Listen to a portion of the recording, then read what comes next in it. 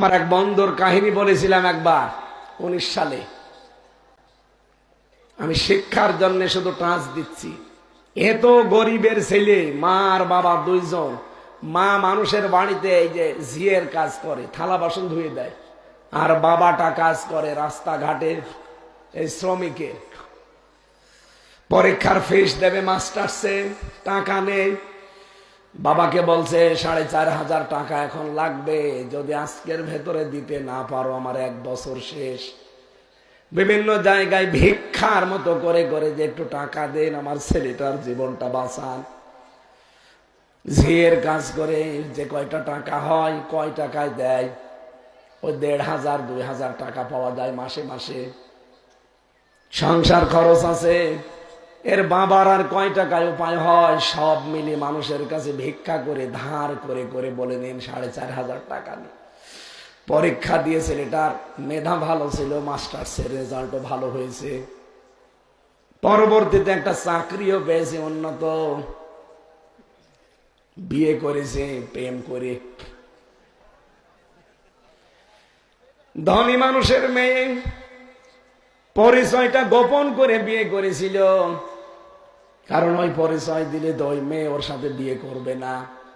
শেষ পর্যন্ত মিথ্যার আশ্রয় নিয়ে বলেছে আমার মা বাবা আমেরিকায় থাকে। এই কথা বলে বিয়ে করেছে। বিয়ে করে ঢাকাতেই ফ্ল্যাট নিয়ে থাকে, কারণ বেতন পায় তো ভালো। কিছুদিন যাবার পরে মার অসুস্থ, এমন একটা অসুখ প্রতিদিন 300-400 টাকার ঔষধ লাগে। ছেলেটা কিছুদিন টাকা পাঠিয়েছিল, এখন আর পাঠায় না, কারণ বউটা এখন গোপনে সব জেনে ফেলেছে যে এর মা বাবা ঝিয়ের কাজ করে বেড়ায়। বাঁধি দিয়ে দিত। শেষ পর্যন্ত যাক, প্রেমের বিয়ে তো আছে টিকে, কিন্তু বলেছে শর্ত, তোর মা বাবার কাছে যেতে পারবি না, তাদের পরিচয়ও কোনো জায়গায় দেওয়া যাবে না, কারণ আমরা যে স্ট্যাটাসে আছি এখানে ওই মা বাবার পরিচয় দিলে চলাফেরা করা যাবে না। বর মন রক্ষা করতে গিয়ে শেষ পর্যন্ত বলছে ঠিক আছে, ওদের সব ডিলেট। বাবা চিন্তা করছে টাকা পয়সা তো পাঠায় না, আর আমি তো ঢাকায় যাব কি করে, খোঁজও নেই। বহু কষ্ট করে একটা রিক্সা রাতের বেলা ভাড়া নিয়েছে। দিনের বেলা রিক্সা চালাতে পারে না, কারণ মানুষ চিনে ফেলে বলবে তোমার ছেলে শুনলাম এত বড় চাকরি করে আর তুমি রিক্সা চালাও, ছেলের যেন বদনাম না হয়। এই জন্য রাতের বেলা রাতটা ভাড়া নেয়। এই যে ঢাকা থেকে বগুড়া, জয়পুরহাট, নওগাঁ, এই সমস্ত জেলাতে যে নাইট কোচ গুলো আসে, এইগুলো যখন এসে নামিয়ে দেয় রাত 12টা 1টা 2টায়, ওইগুলোর ভাড়া মারে। কিছু টাকা পেলে রিক্সা ভাড়া শোধ দেয়, আর বাকি টাকা নিয়ে ঔষধ কেনে। আজকে সারা দিন হয়ে গেল, কিছুই পাইনি। খুব কষ্ট করে আজকের দিনে রিক্সাটা ভাড়া নিয়ে বসে আছে, মনে করেন জয়পুরহাটে। ঢাকার ফার্ম গেটে এই ছেলেটার সাথে গ্রামের একজনের দেখা। ডাক দিয়ে বলে ভাই আপনি তো খুবই আরামে আছেন, সাই স্যুট প্যান্ট পরে, অথচ আপনার মা আজ কয়েকদিন হলো অসুস্থ, মনে হয় আর বাঁচবে না। স্ত্রীর কাছে অনুমতি চাইতে গেছে যে আমার মা অসুস্থ, শেষ দেখা দেখতে যায়, বলে না ওদের পরিচয় দেওয়া যাবে না।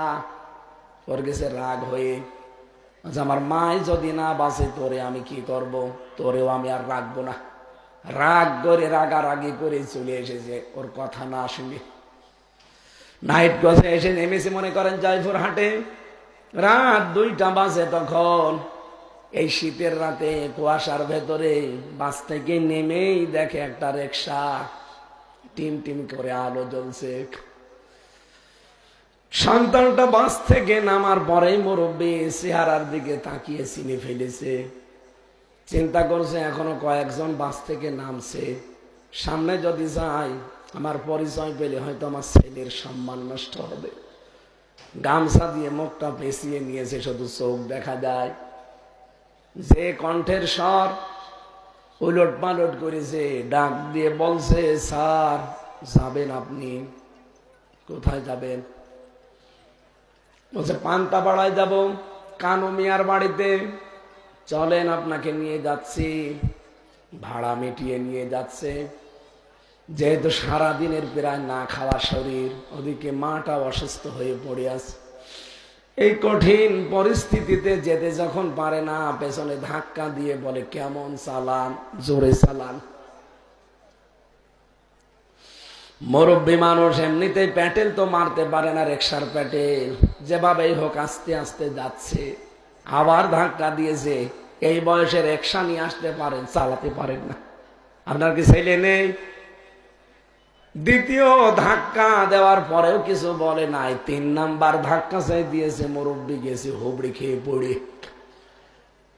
রোডের ওপরে পড়ে গেছে, দাঁত ভেঙে, পার নখ গেছে কেটে, রক্ত বের হচ্ছে। রক্ত বের হয় এজন্য জলাজলি করে। রিকশা থেকে যেহেতু পড়ে গেছে, এবার কষ্ট করে দাঁড়িয়েছে, ডাক দিয়ে বলছে, স্যার আপনার মোবাইলের লাইটটা একটু বের করে। কেন? দরকার আছে। মোবাইলের লাইট যখন বের করে বলছে, আমার মুখের দিকে একটু তাকান। মুখ থেকে গামছাটা খুলে ফেলে সামনে নিয়ে বলছে, দেখেন তো আপনি আমারে চিনতে পারেন কিনা। আপনাকে স্যার বানাতে গিয়ে আমার জীবনটা নষ্ট হয়ে গেছে। আমি মানুষের বাড়িতে ভিক্ষা করে করে তোমার পরীক্ষার ফিস দিয়েছিলাম।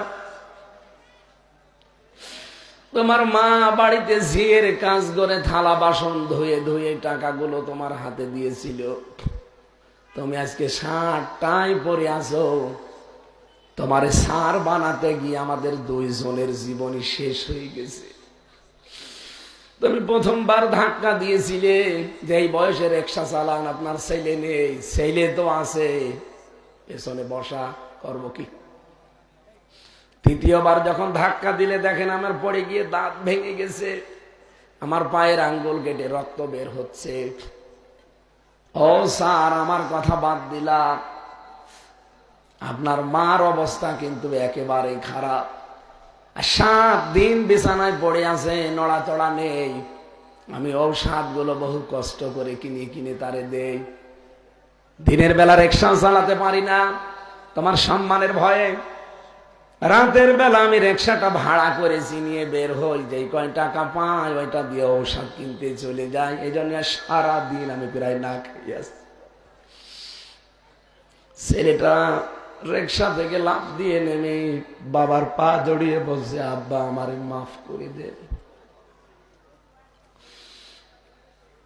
আপনি ওঠেন রিকশায়, আমি কষ্ট করে ঠেলে হলেও বাড়ি নিয়ে যাব। কোথায় পেয়েছেন আপনি রিকশাটা? এলাকায় তো আমার মতো গরিব মানুষ নেই, তুমি নিজেও জানো। রিকশা পাবো কোথায়? আমি ভাড়া নিয়েছিলাম রাতের জন্যে। দিনের বেলাও ভাড়া মারতে পারি, কিন্তু তোমার সম্মানের জন্য আমি মারি না, মানুষ খারাপ বলবে। বাড়িতে তাড়াতাড়ি চলো, মনে হয় মাকে শেষ দেখা যাবে না। বাড়িতে পৌঁছানোর আগে 10 মিনিট আগে ওর মা মারা গেছে। দৃশ্য দেখে 2 মিনিটের ভেতর ওর বাবাও হার্ট অ্যাটাক করে মরে গেছে। মার বাবার লাশ জড়িয়ে ধরে হাও মাও করে কাঁদে, বলে, বাবা দুনিয়া থেকে চলে গেলে আমারে মাফও করে গেলে না। পৃথিবীতে এখন আমাকে ডাকার মতো আর কেউ থাকলো না। ওদিকে ওর বউ যে তো রাগারাগি করে এসেছে, এই জন্য ডিভোর্স নামা পাঠিয়ে দিয়েছে। ওর অফিসে কমপ্লেন দিয়ে ওর চাকরিটা চলে গেছে।